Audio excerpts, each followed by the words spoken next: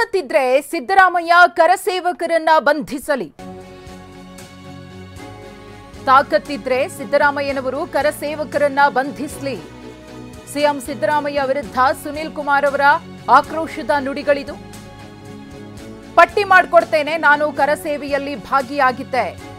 ಸಿದ್ದರಾಮಯ್ಯ, ನಿಮ್ಗೆ ನನ್ನ ಸವಾಲ್, ತಾಕತ್ತಿದ್ರೆ ಬಂಧನ ಮಾಡಿ ಎಂದಿದ್ದಾರೆ ಸುನೀಲ್ ಕುಮಾರ್.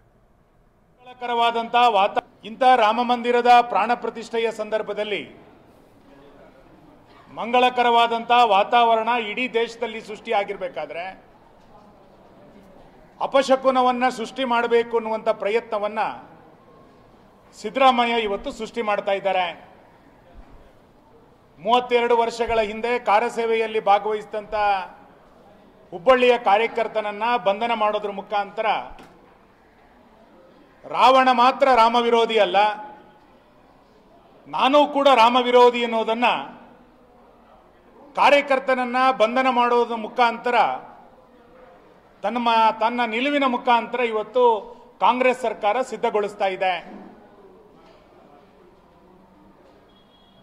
ಕೇವಲ ಒಬ್ಬ ಹುಬ್ಬಳ್ಳಿಯ ಕಾರ್ಯಕರ್ತನನ್ನ ಮಾತ್ರ ಬಂಧನ ಮಾಡೋದಲ್ಲ, 92ರ ಕಾರ್ಯಸೇವೆಯಲ್ಲಿ ನಾನೂ ಕೂಡ ಭಾಗವಹಿಸಿದ್ದೆ.